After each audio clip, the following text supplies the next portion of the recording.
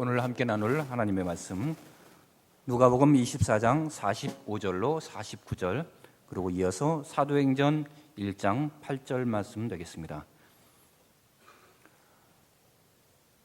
누가복음 24장 45절부터 49절과 사도행전 1장 9절 말씀입니다. 우리 말씀을 연속해서 함께 말씀을 읽겠습니다. 이에 그들의 마음을 열어 성경을 깨닫게 하시고 또 이르시되 이같이 그리스도가 고난을 받고 제3일에 죽은 자 가운데서 살아날 것과 또 그의 이름으로 죄 사함을 받게 하는 회개가 예루살렘에서 시작하여 모든 족속에게 전파될 것이 기록되었으되 너희는 이 모든 일의 증인이라. 볼지어다 내가 내 아버지께서 약속하신 것을 너희에게 보내리니 너희는 위로부터 능력으로 입어질 때까지 이 성에 머물라 하시니라. 계속 읽겠습니다. 오직 성령이 너희에게 임하시면 너희가 권능을 받고 예루살렘과 온 유대와 사마리아와 땅끝까지 이르러 내 증인이 되리라 하시니라. 아멘.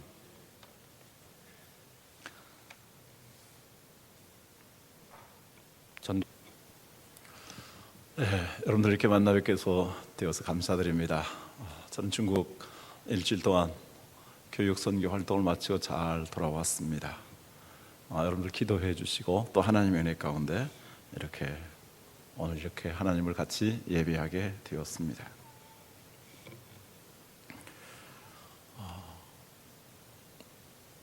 맨 마지막 그 영상의 메시지 하나님 말씀, 멸망에 가증한 것이 서 있는 것을 보거든 마지막 때인 줄 알라. 한편에서는 저런 역사가 일어나고 있습니다. 사탄에 의한 역사이고 우리 그리스도인들마저도 사탄에게 이 지배를 당해서 그런 역사가 이루어지고 있습니다. 그러나 다른 한편에서는 정말 예수 그리스도의 복음이 또 활기차게 전파되고 있습니다. 다행이고 또 희망이 있는 것은 영국 교회가 작년부터 다시 살아나기 시작합니다. 여러 가지 위기가 그들로 하여금 각성하고 또 하나님을 찾게 되는 것을 봅니다. 참으로 아이러니컬한 일입니다. 오늘날 영국의 축구장에 가는 숫자들이 축구장에 구경하러 가는 사람들의 숫자가 교회에 가서 예배하는 사람들도 많습니다.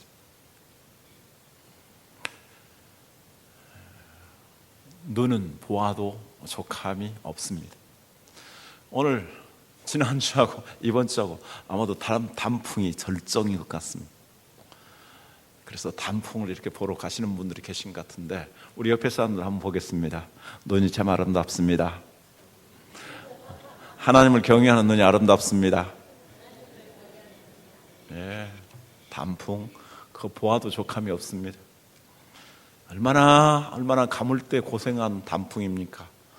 저는 이번에 가로수를 보면서 지난번 태풍 때문에 그 찢어지고 상한 가로수 나무 잎사귀를 볼 때마다 가슴이 아파서 가까이 잘 안 갑니다. 자, 말씀드리도록 하겠습니다. 하나님의 뜻은 이 세상에 있는 모든 사람들이 구원을 받으며 진리 가운데서 풍성하게 살아가기를 원하는 것입니다.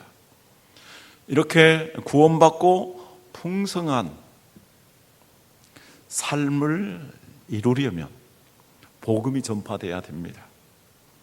그래서 하나님께서 예수 그리스도를 이 땅에 보내셨습니다. 예수 그리스도께서는 이 세상 위에 오셔서 3년 동안 구원하는 공생의 사역을 하시면서 밤낮 쉼없이 계속 복음 전도하는 삶을 사셨습니다.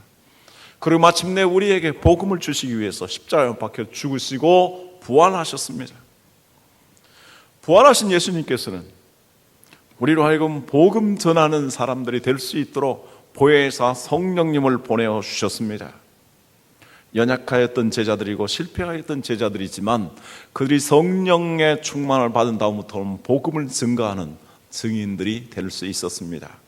이렇게 하나님의 뜻 그리고 복음이 되신 예수 그리스도, 복음 전하도록 역사하신 성령님, 삼위일체 하나님의 궁극적인 목적은 죄인들이 예수 그리스도의 복음을 통해서 죄사함 받고 구원받아서 이 땅에서도 주님 안에서 평강을 누리며 또 풍성한 삶을 누리고 그리고 하나님 나라의 영광에 이르도록 하는 것입니다. 뿐만이 아니라 우리 먼저 믿는 그리스도인들로 하여금 이 땅에서 복음의 증인이 되도록 하기 위해서 이렇게 역사하시는 것입니다. 그러므로 우리가 하나님의 뜻을 이루기 위해서 복음을 전하지 아니할 수 없습니다. 이 복음 전도하는 사명은 하나님의 뜻을 이루는 것이요, 생명을 구원하는 것이요, 하나님 나라를 완성하는 것입니다. 그러기에 중단할 수 없는, 중단해서는 안 되는 사명인 것입니다. 사도 바울은 예수님이 하셨던 것처럼 그의 편지의 맨 마지막 장, 맨 마지막 글에서 이렇게 이야기합니다. 디모데후서 4장 1절에서 5절 말씀입니다. 하나님 앞과 살아있는 자와 죽은 자를 심판하실 그리스도 예수 앞에서 그가 나타나실 것과 그의 나라를 두고 엄히 명하노니 너는 말씀을 전파하라. 때를 얻든지 못 얻든지 항상 힘쓰라. 범사에 오래 참음과 가르침으로 경책하며 경계하며 권하라. 때가 이르리니 사람이 바른 교훈을 받지 아니하며 귀가 가려워서 자기의 사역을 좇다를 스승을 많이 두고 또 그 귀를 진리에서 돌이켜 허탄한 이야기를 따르리라. 그러나 너는 모든 일에 신중하여 고난을 받으며 전도자의 일을 하며 내 직무를 다하라.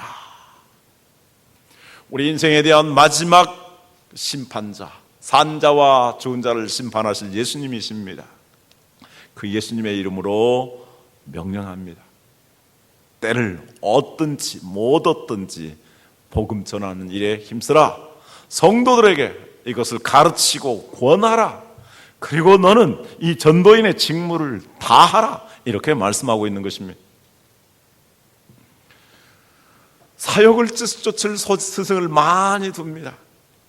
그래서 이 세상의 쾌락과 이 세상의 영광을 누리기 위해서 보는 것을 쫓아 또 즐기는 것을 쫓아 사람들이 살아갑니다.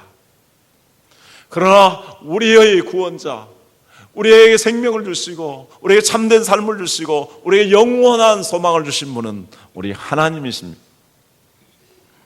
하나님만이, 예수 그리스도의 복음만이 우리 인간을 구원하고 영원한 생명을 주고 영원한 소망을 주는 것입니다. 할렐루야.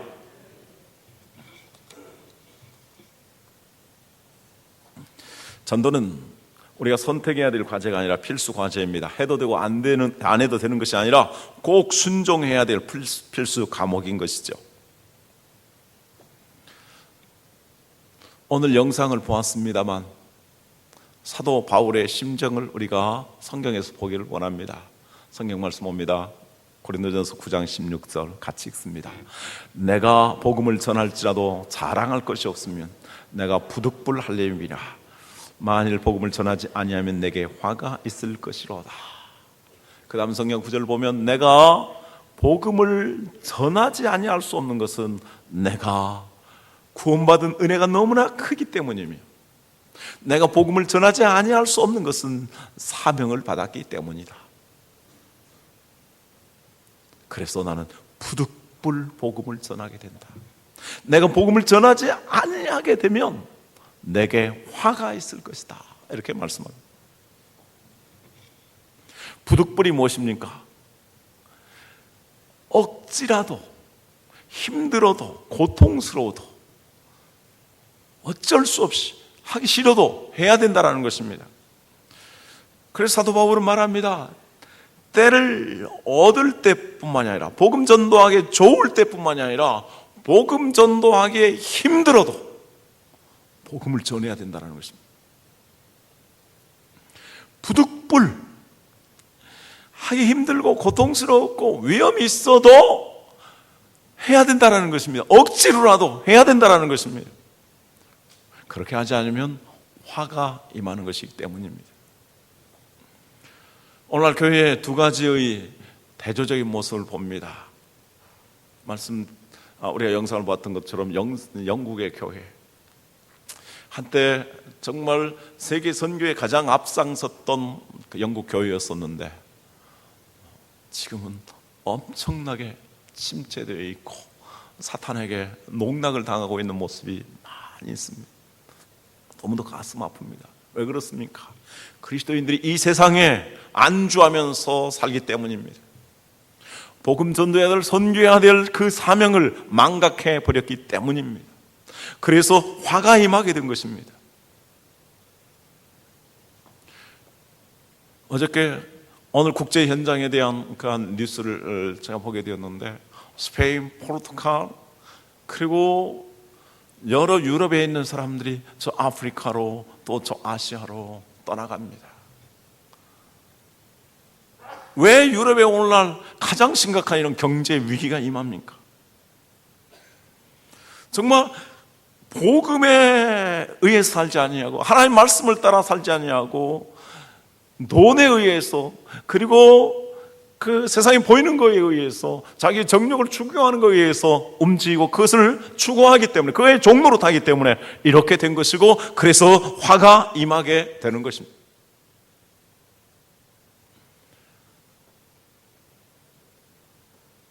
그러나 정말 그 어려운 가운데서도, 환난 가운데서도, 고난 가운데서도 복음을 증거하는 그런 사람들을 봅니다. 이번에 중국에 가게 되었는데요,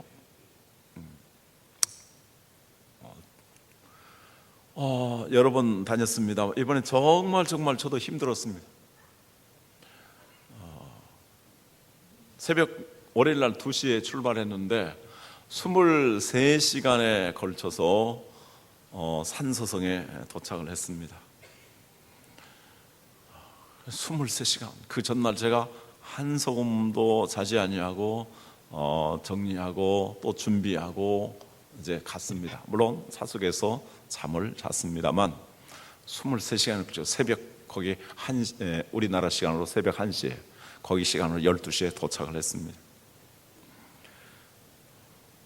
가는 도중에 3명만 오는 줄 알았는데, 또 선교사님과 통역하는 우리 황비연 자매가 가게 되었는데, 4시간 동안 보통 승용차에 5명이 뒷자리에 앉아서 갔습니다.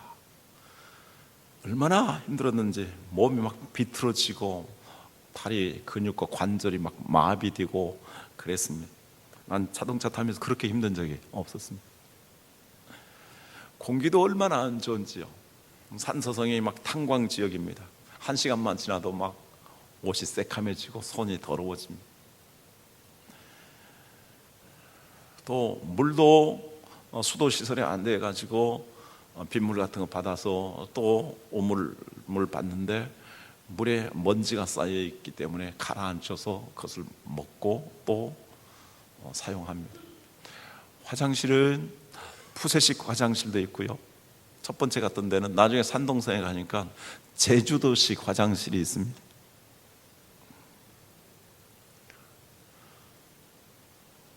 또 옆에 저하고 같이 가셨던 목사님 한 분은 같이 침대에서 자게 되는데 난방도 없습니다. 얼마나 추운지 모르죠. 근데 코를 얼마나 걸으시는지 제가 밖에 나가서 의자에 누워서 잠을 잤습니다. 먹는 것도 제가 별로 좋아하지 않은 밀가루 음식하고 기름 쳐가지고 주는데, 이게 중국의 이게 정통 음식입니다 해가지고 주는데, 지금까지 먹던 음식 중에서 참 힘들었습니다. 모든 게 힘들었습니다. 인간적으로는 그렇게 힘든 일 뭐 하려고 사서 고생을 하겠습니까? 다녀와서도 좀 힘들고, 지금도 굉장히 가슴이 굉장히 그 통증이 있습니다. 그러나 하나님의 말씀을 사모하기 때문에 정말 그들 지도자들을 바르게 세우는 것이 교회를 세우는 것이고, 중국 교회의 앞날을 바르게 건강하게 세워가는 것이기 때문에, 그들이 말씀을 사모하기 때문에 가는 것입니다. 사도 바울인들 인간이기 때문에 복음 전하는 것이 힘들 때도 있지 않겠습니까? 그가 얼마나 고난을 받았습니까? 그럼에도 불구하고 그는 부득불 복음을 전하지 아니할 수 없다라고 말씀합니다.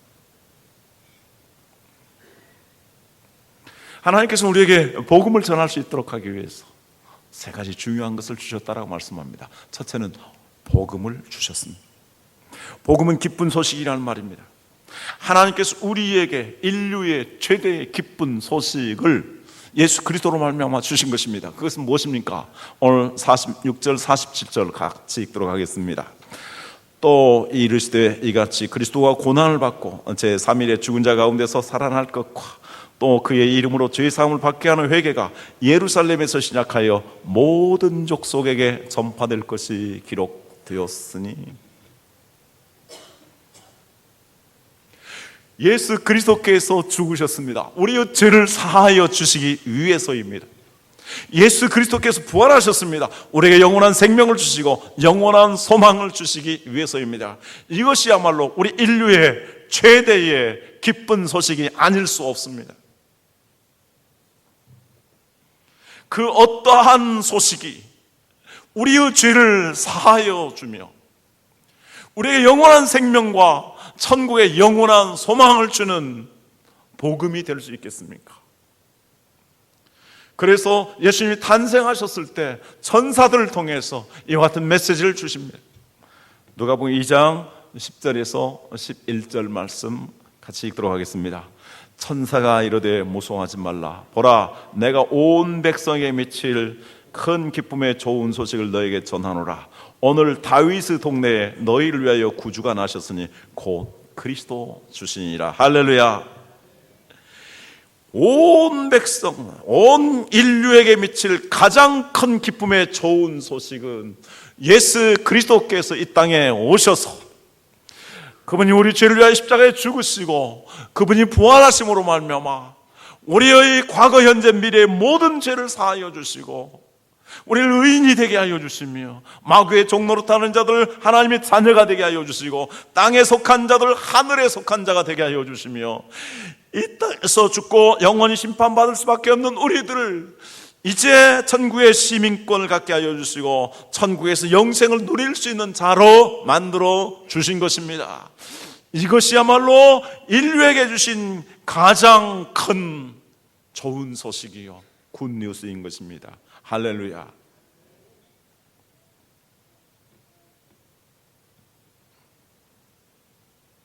누가 나에게 돈 1,000만 원만 준다면 얼마나 감사하겠습니까?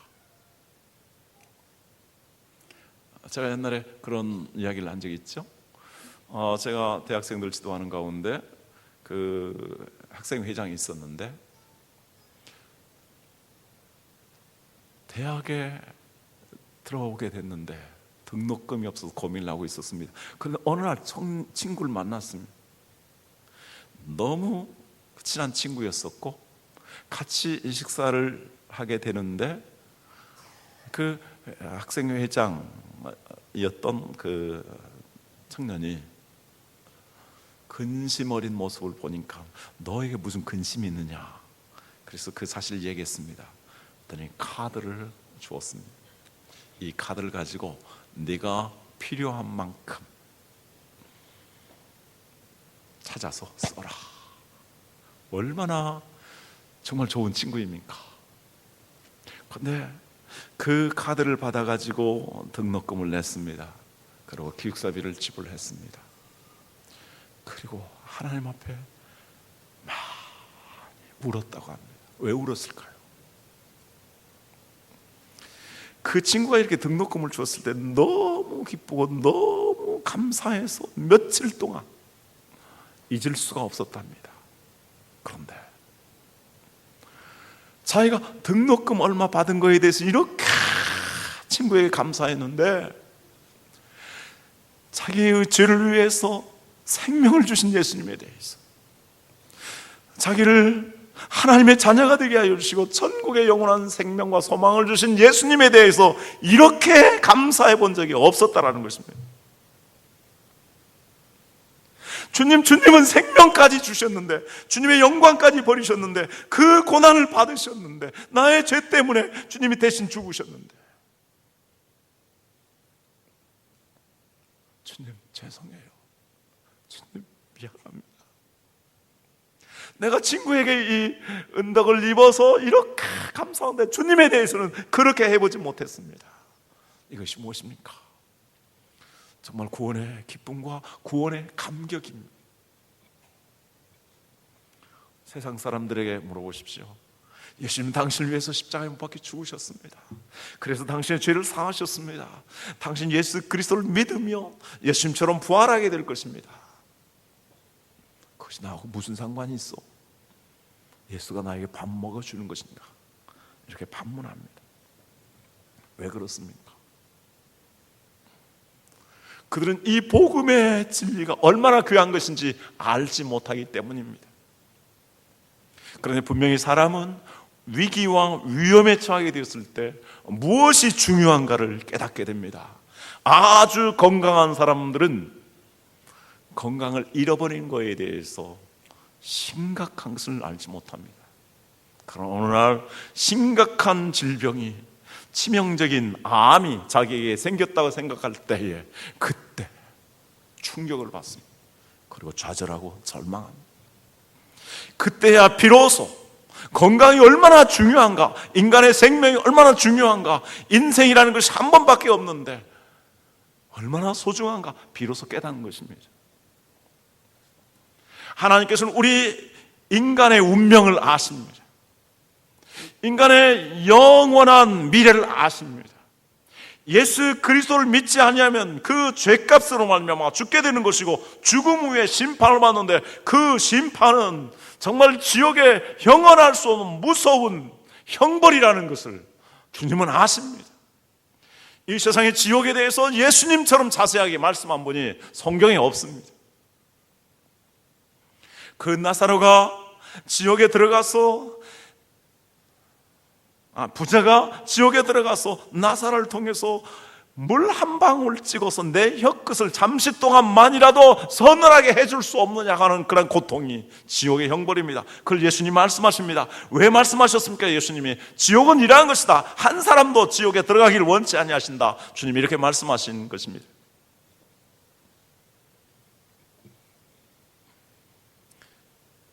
세상 사람들은 알지 못하기 때문에 그런 것입니다. 문제는 우리 그리스도인들에게 또한 있습니다. 예수 그리스도를 믿는다라는 것은 정말 이 형벌을 받는 죄를 사함받는 것입니다. 그리고 예수를 믿는다라는 것은 이제 하나님의 자녀가 되는 권세를 얻는다라는 것입니다.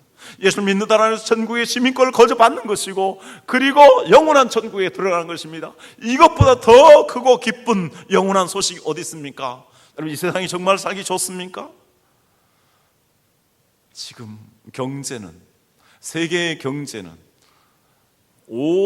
약 5년 동안 불확실성 가운데 있고, 이제는 불확실성이 이제 변수가 아니라 상수가 되었다라고 말합니다.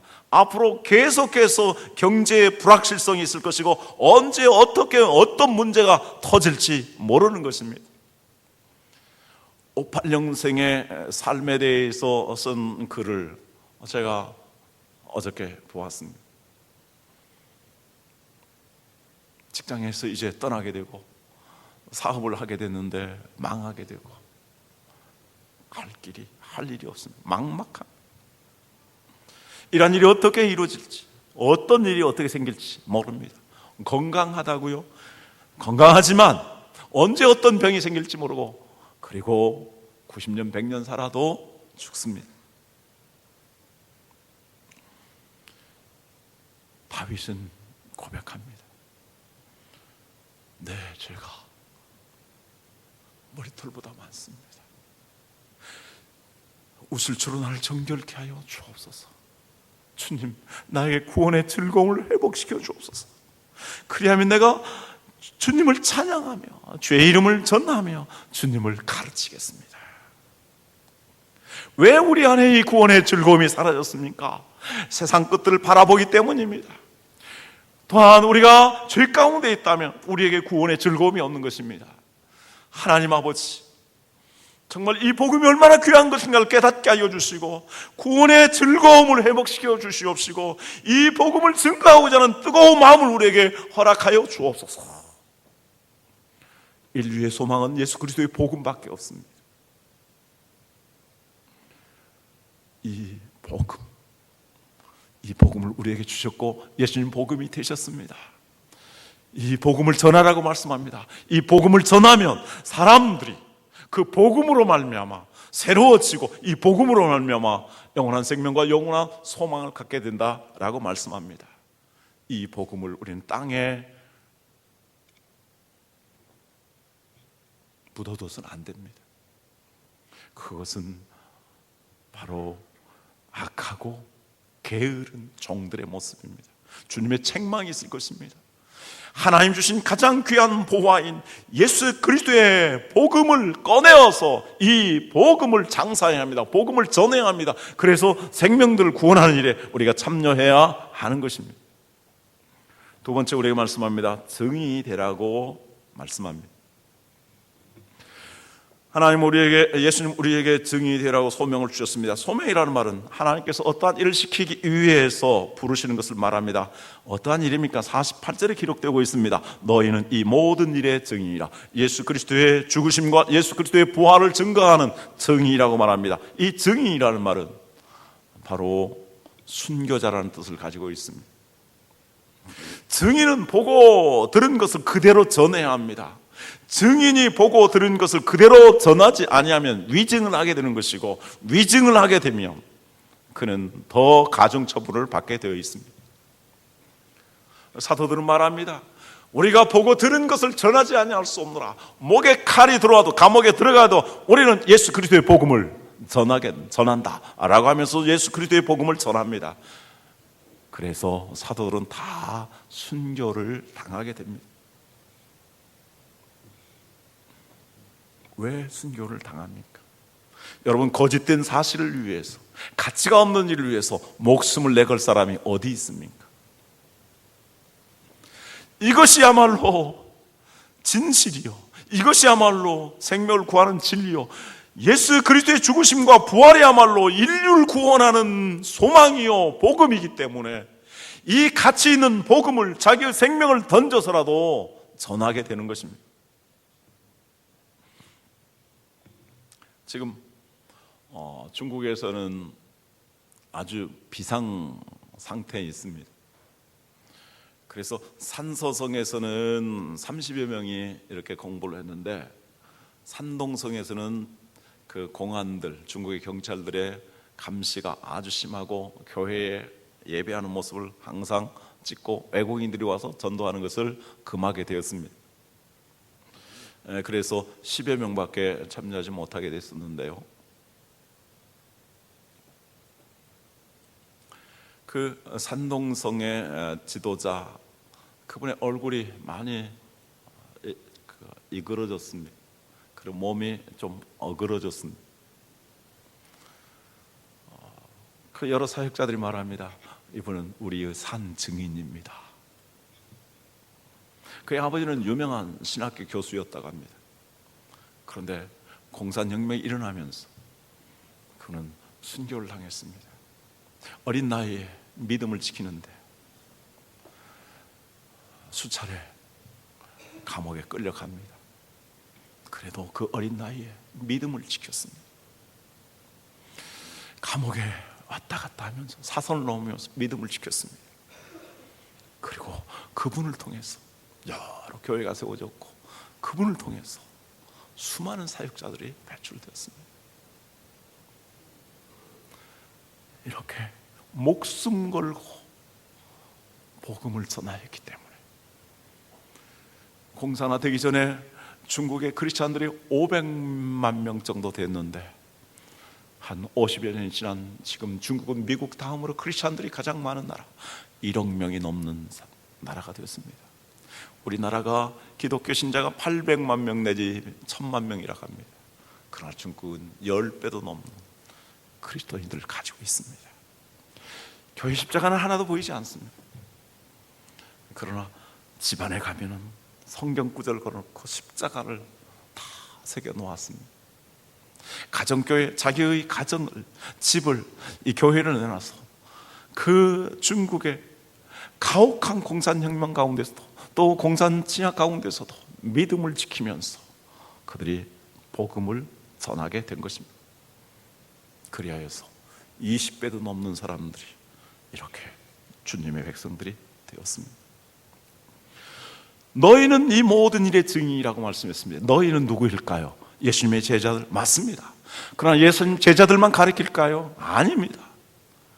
모든 그리스도인을 가르칩니다. 모든 그리스도인들은 예수 그리스도를 복음을 증거하는 증인이 되어야 하는 것입니다.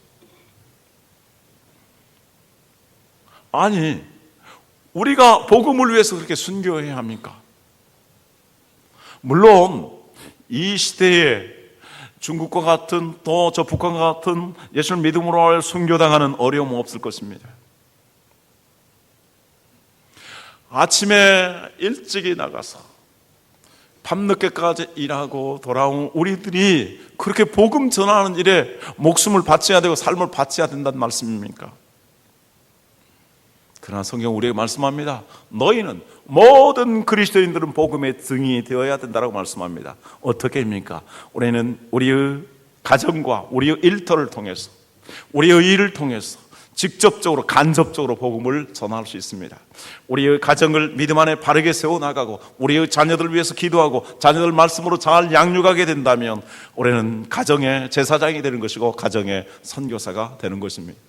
우리의 직장 속에서 정말 모든 일을 주께 하듯 정말 주신 일들을 잘 감당하면 그것은 간접적으로 선교가 되는 것입니다. 열심히 일해서 일한 것 가지고 하나님 앞에 11조 헌금을 하고 선교 헌금을 하게 됩니다. 그러면 우리는 간접적으로 그 교역자들의 일에 동참하게 되는 것이고 선교 사역에 같이 동참하게 되는 것입니다. 이번에 제가 중국 교육 선교 활동을 하게 됐을 때 우리 교회의 장로님들, 권사님들 중에서 집사님들 가운데서 선교 헌금을 하신 분들이 있습니다. 성경 우리에게 말씀하고 있습니다. 의인의 이름으로 의인을 대접하는 자에게 의인의 상이 있을 것이고 선지자의 이름으로 선지자를 대접하는 자에게 선지자의 상이 있을 것이야. 간접적으로 이 선교에 동참하게 된 것입니다. 차를 타고 음식을 먹고 또 선교 온 사람들에게 또 목회자 후보생들에게 그 신학생 후보생들에게 교통비 주고 선교사들을 돕는 이 모든 일에 간접적이면서 사실적으로 동역하고 있는 것입니다. 얼마나 귀한 것입니까? 어저께 미얀마에서 탈출하는 사람들의 이야기를 보았습니다. 국경을 통과하는데 돈 하루 일당을 주면 통과를 한다고 합니다. 일당이 얼마 정도냐? 980원 정도랍니다.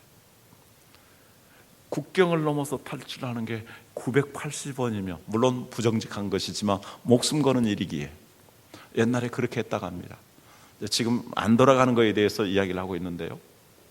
완전히 민주화가 되고 또 군부 통치가 종식됐을 때 돌아간다 이런 이야기를 하는데요. 980원이면 정말 그 국경을 넘을 수 있는 돈인데 하나님께서 우리 한국을 경제적으로 축복하셨습니다. 원화의 가치가 굉장히 큽니다.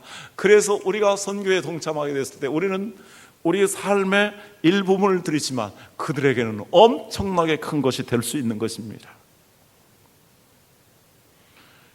그리고 참으로 중요한 것은 우리가 전도할 수 있는 현장이 교회당이 아닙니다. 저는 지난 한 주간 동안 믿지 않는 사람을 한 사람도 만난 일이 없습니다. 만나기도 힘듭니다. 그러나 우리 성도들은 우리 삶의 현장 속에서 믿지 않는 사람들과 늘 접하게 됩니다. 전도할 수 있는 대상이 많은 것이고 전도할 가능성이 많이 있는 것입니다. 이것은 성도들에게 주신 특권이요 성도들에게 주신 또한 책임입니다. 그래서 이 복음 전도는 정말 복음의 증인이 되는 것은 우리 모든 그리스도인들이 오히려 평신도들이 감당해야 될 아주 고귀한 사명이요 특권인 것입니다. 마지막 세 번째로 이 복음을 효과적으로 전할 수 있도록 하기 위해서 하나님이 성령을 보내어 주신다라고 말씀합니다. 자, 49절 말씀 볼지어다 내가 내 아버지께서 약속하신 것을 너희에게 보내리니 너희는 위로부터 능력으로 입혀질 때까지 이 성에 머물라 하시니라. 위로부터 능력을 입혀 주신다. 그 능력이 무엇일까요? 사도행전 1장 8절에서 말씀하고 있습니다. 오직 성령이 너에게 임하시며, 사도행전 1장 8절 같이 읽도록 하겠습니다. 오직 성령이 너에게 임하시며 너희가 권능을 받고 예루살렘과 온 유대와 사마리아와 땅 끝까지 이르러 내 증인이 되리라 하시니라. 증인이 될 수 있도록, 효과적이고 능력 있는 증인이 될 수 있도록 성령님을 부어주시고 그 성령님이 권능을 주신다라는 것입니다. 예수님의 제자들도 이 성령을 받기 전에는 복음을 전하기는커녕 자기의 영광을 추구했습니다. 예수님 십자가를 지실 때 부인하고 주랭락쳤던 사람들입니다. 그러나 마지막으로 주님의 유언적인 말씀을 그들은 순종했습니다.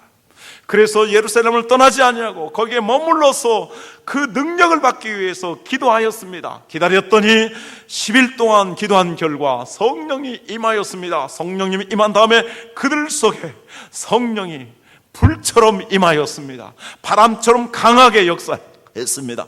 그래서 예수 그리스도의 복음을 전하지 아니할 수 없었습니다. 그래서 나가서 전하였더니 그들의 입속에서 신기한 방언이 터져 나왔습니다. 각국에서 온 사람들의 말로 복음을 전하게 된 것이고, 그래서 복음을 전하게 되었을 때에 예수 그리스도를 믿는 사람들이 일어나게 되었습니다. 베드로가 설교했을 때 예수님을 십자가에 못 박았던 폭군과 같은 자들이 형제여 우리가 어찌할꼬 회개하며 돌아오는 역사가 있었습니다. 그리하여 3,000명이 구원을 받았습니다. 여자들까지 합하면 6,000명, 아이들까지 합하면 10,000명이 넘었을 것입니다. 5,000명, 그래서 나중에 20,000명이 넘는 이러한 예루살렘 교회 부흥의 역사가 일어났습니다. 그것이 사람의 힘으로 될 일입니까? 베드로의 그 언변과 베드로의 놀라운 말의 힘으로 된 것이겠습니까? 바로 성령의 역사였습니다. 우리 한국도 1907년에 부흥 사경을 하는 가운데, 회개하는 가운데 성령이 임하였습니다. 성령이 임하기 때문에 임하면서 복음이 이제 불처럼 일어났습니다. 그래서 각 교회들마다 바로 성령이 충만한 역사가 일어났고 복음을 전하게 되었습니다. 1910년에 한일 합병이 되었습니다. 일제 강점기에 들어가게 됐지만 오히려 일제 강점기에 믿음을 지키면서 복음을 전하여서 예수 믿는 사람들이 더 많아졌고 교인들이 부흥하는 놀라운 역사가 일어났습니다. 이것은 오직 성령의 역사였습니다. 그들이 이 성령의 역사를 힘입기 위해서 기도하였다라는 것에 우리는 주목해야 합니다. 그들은 열흘 동안 점심에서 기도하였습니다. 한 생명을 얻기가 얼마나 힘든지 사탄이 회방합니다. 교회를 문 닫게 만듭니다. 이것을 극복하는 길은 기도하는 것입니다. 영적으로 싸워서 기도하는 것입니다. 영적으로 싸워 기도할 때에 성령이 임하게 되는 것이고 성령 충만한 기도의 사람들을 통해서 사탄이 물러가게 되는 것입니다. 그래서 사람들의 마음이 열리고 전도의 문이 열려서 주께서 구원받는 사람을 날마다 더하게 하시는 것입니다. 그래서 우리도 열심히 기도합니다. 진행위원들이 기도하게 되었고 성도들이 금식하며 연속 기도하게 되었고 이제 이번 주부터는 성전에서 24시간 릴레이 기도를 하게 될 것입니다. 이렇게 우리가 합심하여 기도할 때 우리 속에 성령님이 충만히 임하십니다. 이미 성령님이 우리 안에 계십니다. 성령님이 이곳에 임재하십니다. 문제는 그 성령님이 우리에게 불처럼 바람처럼 강하게 충만하도록 우리가 사모해야 되고 충만함을 힘입어야 된다는 것입니다. 우리 자신이 성령의 충만함을 믿고 우리 교회가 성령의 충만함을 힘입었을 때에 복음 전도의 역사들이 일어나게 될 것입니다. 전도의 문이 열려질 것입니다. 우리 예비신자들이 돌아오는 역사가 일어날 것입니다. 이 지역이 복음화되는 역사가 일어나게 될 것입니다. 그래서 우리가 열심히 기도해서 복음을 전도하여서 정말 생명들 구하고 하나님의 뜻을 이루며 교회가 부흥하는 위대한 하나님의 역사를 이룰 수 있고, 그래서 하나님 나라의 주인공이 되며 그리고 정말 무너지지 않는 교회를 세워나가며 천국의 면류관을 받는 자들이 되기를 주님의 이름으로 축원합니다. 사도행전 9장 31절 말씀 마지막으로 읽습니다. 같이 읽습니다. 그리하여 온 유대와 갈릴리와 사마리아 교회가 평안하여 든든히 서가고 주를 경외함과 성령의 위로로 진행하여 수가 더 많아지니라. 아멘. 기도하겠습니다. 오늘 말씀